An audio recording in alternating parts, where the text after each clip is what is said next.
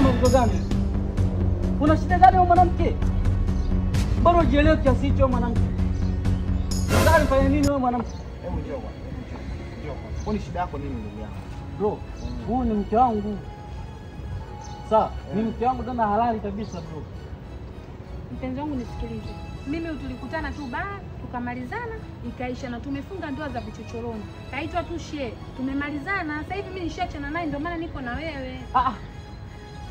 Asie, wewe mwanamke. Wewe sikiliza. Usitaki kunipanda kichwani. Mimi naye tulishamalizana. Ulikuja kihela, nikakupokea kihela, tumeshamalizana. Sasa hivi niache. Na penzi langu hivi. Tulia wewe. Sikiliza mpenzi wangu. Mimi nilikutana naye huyu baa. Tukakutana baa kipindi hicho tulianza mazoea na yeye. Tukakutana uhusiano. Tukakutana baa. Tukaona yani ndoa ya wenyewe wawili tu. Kwa hiyo tumeachana yeye sasa ndo anaanza kunifuatilia mimi na shule hata kumuelewa ni mtu aina gani huyu. Mimi simtaki. Hapo mbona nishakwambia sikutaki? Hebu ngoja kwa eleze. Hebu naomba niambie bwana. Naomba uniambie kwanza uko na vipi? Bro, huyu mimi mke wangu.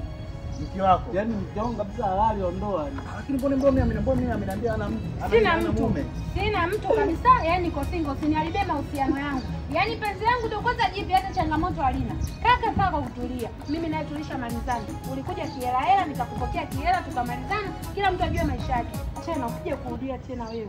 Maana ushazoea vitu vyako vya ajabu. Ukinikuta na mtu pita huko mbali. Nifanye kama unijui na tuje kukutoa. Bro, umechanganyikiwa bwana. Hivi ngoja kwanza bro. Sawa. Huyu mimi ni mke wangu. Sawa, halali kabisa. Sawa. Hivi wewe mwanamke una matatizo gani? Wewe mke wako. Sasa utakuwa na wanaume wangapi? Nina alama hapa. Na nini? Nina pete yako ya ndoa.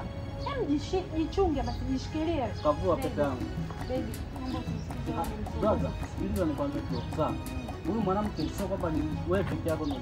Au tutumie nguvu. Nishakumania zaidi ya wanaume 3. Unapenda kuniingilia kwenye mahusiano yangu? Sikiliza, soma mahusiano yako wewe si mke wangu. Wewe unataka kunitoa roho au unakuaje? Bro, hii ni mke wangu bro, mbona unanifanyia hivyo bro? Hivi imagine na mtu. Imagine kama mimi sina mtu. Naomba unisikilize.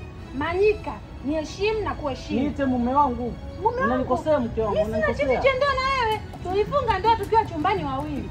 Na shehe tu tumemwita na ndoa yenyewe ishavunjika. Ulinipokea kihela. Yaani mimi nimekuja kwako, umenipa pesa, nimechukua pesa, nimeisha mapenzi ya mambo huko. Kwa hiyo mke wangu umenipa talaka, ndio? Ila huyu mimi ndio nampenda kama sawa. Mimi sijakataa mke wangu. Kwa hiyo umeamua kunipa talaka. Tushamalizana. Mbona unakuwa msumbufu wewe mgumu kuelewa? Mke wangu unataka tuachane?